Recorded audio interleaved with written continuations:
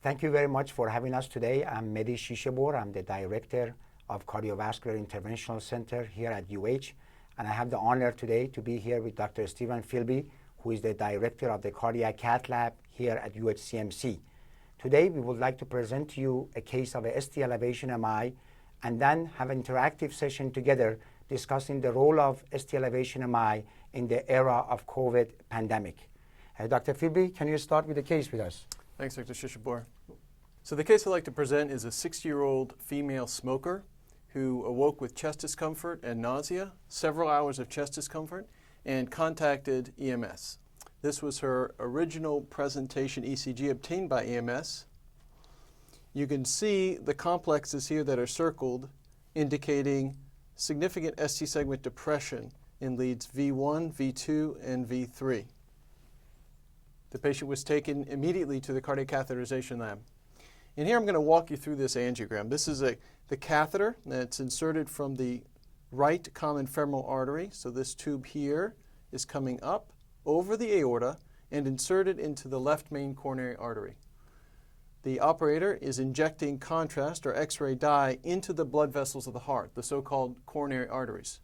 Here the left anterior descending goes to the front wall of the heart, and the circumflex goes to the side. If you notice here, at this location, there is a hang-up of contrast. This is a complete occlusion of the circumflex coronary artery. There is no blood flow going to the side wall and the base of the heart, as well as the posterior wall of the heart. The operator goes on to take different projections, and here we see it again, how the dye is hanging up and that blood clot is obstructing the blood flow to this segment of the heart.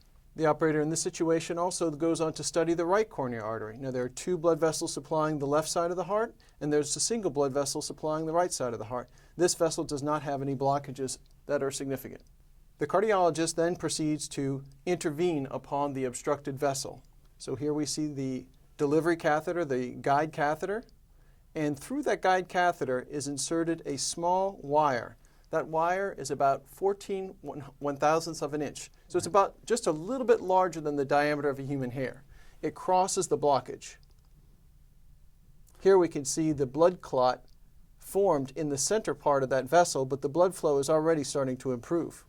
And after the operator places a stent, we see complete resolution and improvement of blood flow going to the base of the heart, and that vessel actually wraps around and goes to the posterior or the back side of the heart. The clinical course of this patient was such that the troponin was very elevated, so this patient had a large heart attack. The patient had an ejection fraction of 45%. That's a mild to moderate reduction in pumping function associated with this infarct. And basal to mid infralateral hypokinesis, so the base to mid wall became hypokinetic, wasn't pumping as well. The patient otherwise had an uneventful course, was placed on medical therapy, dual antiplatelet therapy, ACE inhibitor, beta blocker, and cholesterol-lowering medication. The patient was counseled regarding cigarette smoking cessation and discharged home on postoperative day 2. This was an example of acute posterior myocardial infarction, which represents about 15 to 20% of all myocardial infarctions, and it is the most often undiagnosed myocardial infarction subset. The EKG findings are different from typical STEMIs because it involves ST segment depression rather than ST segment elevation. This occurs because there's ischemia to the posterior or the rear side of the heart, which is usually supplied by the posterior descending. This ST segment depression occurs because the EKG literally sees those changes in reverse. The current of injury in the posterior wall is directed away from the EKG leads, which are on the septal leads. So it's literally a mirror image of leads V1 and V2 of an anterior myocardial infarction. Now, many patients who have acute posterior myocardial infarctions also have inferior ST segment elevation as well, but not necessarily. So Dr. Philby, let me ask you a question related to that.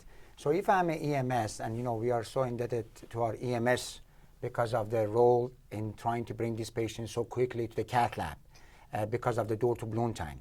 If I'm an EMS and I look at that EKG and I have been taught that you need to look for ST elevation, and I don't see ST elevation, I only see ST depression, when do you recommend that I should be alarmed that this may be a posterior infarction, that these ST depressions are actually elevations because of this posterior infarct. Can you go over that one more time in Sure. regards to the leads? Posterior myocardial infarctions have a few characteristic changes that the EMS provider or any provider can detect. Number one is they tend to have a dominant R wave in leads V1 and V2 and significant ST segment depression in those leads as well. Maybe we can go back to the EKG and highlight that quickly, because I think this was such a great case that you presented, and I think showing those on the EKG. So here again, if you can show it. So here we have a fairly sizable R wave, in particular a large R wave in V2, and ST segment depression more in this situation in leads V2 and V3. Now, one of the tricks that we all learn in medical school and in cardiology fellowship is to take that 12-lead EKG, turn it around and flip it and look at it, and through the reverse image, you can see ST segment elevation in leads V1, V2, and in this situation, V3. One of the things I wanted to ask you is that, we get so excited as interventional cardiologists about, ST elevation MI, and we have put so much focus on door to balloon time. Can you explain why is that so important? Why we need the EMS to immediately, notify us to give antiplatelet therapy to these patients, to start heparin, and to bring the patients to the hospital? Why is that so important, this door to balloon time and the role of EMS in these patients? That's a great question. Pre-hospital activation is absolutely critical for what we do in the cath lab. For one, it allows for the administration of important medications to be given before these patients reach the cath lab. They already have a head start on the treatment of their myocardial infarction.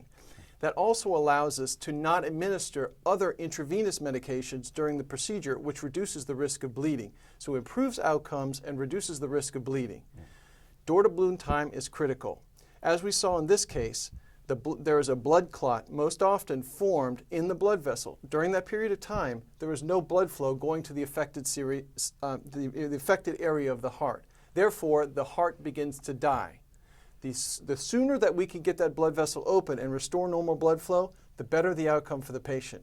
In this situation, the patient had a mild to moderate reduction in the pumping function, but it's our goal to have no reduction. So we want the best outcome for the patient. Right. And that's why we take it very seriously, obviously, and across the system here at UH, including all of our hospitals, we have interventionalists that are on call, they are ready, and when we get a call for ST elevation MI, we are so excited because we know we can have the most impact. Indeed, of all the patients that we treat with coronary disease, patients with ST elevation MI get the most benefit from us doing the kind of procedures that you showed. That was a very nice case. Maybe we can have some interaction and some discussion around COVID. What are your thoughts related to that? Well, this is where I get to ask you a few questions, Dr. Shishabor, as the director of our interventional section. So has the management of ST segment elevation myocardial infarction patients changed in this era of COVID? Yes. Well, that's a great question, Steve. And it depends on where you live in the country or in the world, to be honest with you. If you live in New York, that may have significantly changed. Luckily here, because of our patients, because of us, because of social distancing, we have been able to flatten the curve. And I think everybody now knows that curve better than anything. And because of that flattening, we have been able to control the number of patients that come to our hospitals. Our healthcare workers like you and I are still healthy and able to treat these patients. For this reason, the care of patients with ST elevation MI currently in our system are exactly the same as they were 6 months ago, 3 months ago. That means we want to bring these patients directly to the cath lab. We want to focus our energy on door to balloon time. We want to put a stent like you showed and try to improve the blood flow, because we know these patients get the most benefit when we stent them and we fix them via the approach that you showed here. One of the interesting observations that cardiologists have been talking about really across the country, and this is an anecdotal observation, is that there has been a reduction in ST elevation myocardial infarctions, but we know they're still happening. Can COVID affect the heart, and how so? Yeah, the COVID definitely can affect the heart, and the studies are coming out from China, from Italy, from France, and also we are learning here in the United States. This is an inflammatory process. We know ACS and atherosclerosis is an inflammatory disease. And we know that these patients also present with a stroke. They present with blood clots in the leg, in the lungs. So definitely affects the heart. I think about 15 to 20% of patients with COVID can have a cardiac involvement. Now, what kind of involvement is a little bit challenging. Sometimes it could be an inflammation of the muscle of the heart, what we call myocarditis. but frequently it could be an ACS. It could be a patient having a myocardial infarction, like a patient that you presented right now. So for that reason, sometimes it's difficult to delineate which one it is. And I think when in doubt, it's best to bring the patient into the hospital, activate the appropriate people, let them evaluate the patient, and make the right decision in regards to a treatment, whether it's myocarditis or it is an acute coronary event, whether it's ST elevation MI or non-ST elevation MI. And we have a team here across UH available, ready to treat these patients. And these are the kind of patients we want to see. We want to take care of our folks here in Northeast Ohio and take care of our patients. You know, obviously, with COVID patients or patients under investigation who are suspected of having COVID, the EMS provider and any person contacting or interacting with that patient has to be very regimented and cautious with use of PPE to protect themselves. But what I'm getting from you is that we should treat those patients in terms of pre-hospital activation just the same if they have STEMI as a patient that doesn't have COVID. Absolutely. I think that our approach right now is that we want to treat these patients aggressively with the care that we provide to them. Now, and the role of the EMS as the frontline healthcare workers, and I'm grateful to all of them for what they're doing. And I know both of us obviously feel very indebted to them for putting their lives at risk and taking care of our patients. But the key is the communication. And we are wonderful here in Northeast Ohio because they really call us. They want to know what's going on. So letting us know if they have any concerns about COVID positiveness, or if they think the patient is at high risk for having COVID, I think notifying us is helpful because then we can prepare on our side. And I think treating these patients like a regular patient is the best approach. Now, once the patient comes here, we may decide that no, this is not, we may need to take a different approach. But I think for them, the best thing to do is to treat these patients as if they didn't have COVID, with the addition that, yes, they need to protect themselves and they need to notify us so that we are prepared on our end to receive these patients. As you know, we also need to wear PPE and protect our nurses, our staff, and other patients. Yeah, and you alluded to this before, but I want to reemphasize that pre-hospital activation really gives us an advantage in taking care of these patients in the cath lab. Yeah.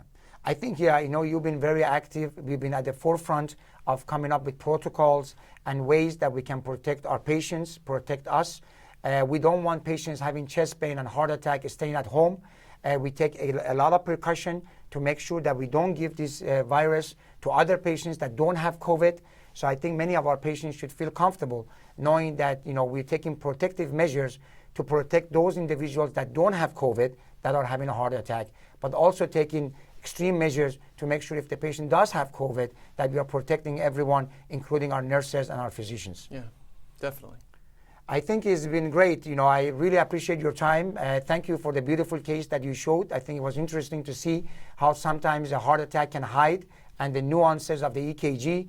And I think it's great that folks know that we are ready to treat patients regardless of whether they have COVID or don't have COVID, and that we are prepared with appropriate protocols to protect our patients and our physicians and nurses and healthcare workers. Thank you again. Thanks, Dr. Shishabor. Thanks.